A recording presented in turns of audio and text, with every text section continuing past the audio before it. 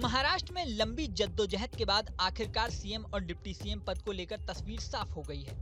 बतौर सीएम देवेंद्र फडणवीस ने शपथ ले ली है, वहीं डिप्टी सीएम के तौर पर एकनाथ शिंदे और अजित पवार ने शपथ ली। एकनाथ शिंदे को लेकर आखिरी समय तक अटकलें लगती रहीं, लेकिन आखिर में वो डिप्टी सीएम पद की शपथ लेने पहुंच गए और शपथ लेते ही शिंदे के डिप्टी सीएम बनने के साथ सभी सवाल खत्म हो गए। लेकिन एक सवाल जो अभी भी वैसा का वैसा बना हुआ है, वो है गृह मंत्रालय को लेकर।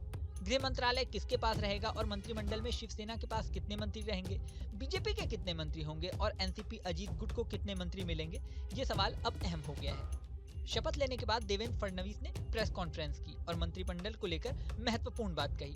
सुनिए उन्होंने क्या बताया। पहला जो आपका सवाल है उसमें कौन सा मंत्रालय किसके पास रहेगा, ये अंतिम चरण में है। उसका निर्णय तीनों मिलकर करेंगे। यूनिलैटरली उसकी घोषणा मैं नहीं कर सकता। और जहां तक पुराने मंत्रियों का सवाल है, तो उसमें निश्चित रूप से सभी के काम का एक मूल्यमापन तो हो रहा है, मूल्यांकन हो रहा है। उस मूल्यांकन क्योंकि हमारे जो दोनों साथी है, एकनाथ शिंदे जी ने भी और दादा ने भी, हम तीनों ने बैठकर ये तय किया है कि हम मूल्यांकन करेंगे। पुराने मंत्रियों के कामों का मूल्यांकन होगा, उसके आधार पर आगे का निर्णय होगा। और कई बार क्या होता है, देखिए, जब मंत्रिमंडल बनता है तो रीजनल बैलेंसेस होते हैं, अलग अलग प्रकार के समाजों का प्रतिनिधित्व होता है। तो इसलिए मुझे ऐसा लगता है कि कुछ निर्णय ये देखकर भी हम लोग करेंगे कि भाई पिछले बार उन्होंने कैसा काम किया है। कई बार ये होता है कि किसी ने अच्छा काम भी किया होता है, लेकिन रीजनल बैलेंस में क्योंकि 3 लोगों को मंत्री पद बांटने हैं। देवेंद्र फडणवीस ने बेशक पिछले परफॉर्मेंस की बात कही, लेकिन सामाजिक समीकरण की बात कहकर साफ कर दिया कि हर तरह से वोट बैंक को मैनेज करने की भी कोशिश की जाएगी। बेशक इसके बाद देवेंद्र फडणवीस चुप हो गए हो, लेकिन अंदर खाने दावा यही किया जा रहा है कि गृह मंत्रालय बीजेपी के पास ही रहेगा।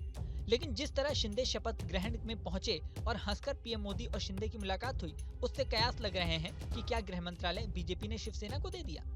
अब इस सवाल का जवाब तो मंत्रिमंडल विस्तार के समय ही मिलेगा। फिलहाल ये कयास है कि सीएम सहित कुल 43 मंत्री बनाए जा सकते हैं। बीजेपी के हिस्से में 22 से 23 यानी 22 से 23 मंत्री आ सकते हैं। शिंदे की शिवसेना के पास 57 विधायक हैं, जिसके आधार पे वो 15 मंत्री पद मांग रही है। लेकिन राजनीतिक जानकारों का दावा है कि उसे 10 से 11 यानी 10 से 11 मंत्री पद मिल सकते हैं। ऐसे ही अजित पवार के खाते में 8 से 10 यानी 8 से 10 मंत्री पद आ सकते हैं। एकनाथ शिंदे के मान जाने के बाद मंत्रिमंडल अब बड़ा सवाल बन गया है। इस वीडियो में फिलहाल इतना ही, लेकिन जाने से पहले सबसे जरूरी बात, हमारे चैनल न्यूज नेशन को आपने सब्सक्राइब नहीं किया है तो सब्सक्राइब कर लें। इसी के साथ स्क्रीन पर दिख रहा बेल आइकन प्रेस कर दें, जिससे हमारे नए नए वीडियोस की नोटिफिकेशन आपको मिलती रहे। मिलते हैं नेक्स्ट वीडियो में, बने रहें न्यूज नेशन के साथ। न्यूज नेशन अब व्हाट्सएप पर खबरों के ताजा अपडेट के लिए न्यूज नेशन के इस QR कोड को स्कैन करें।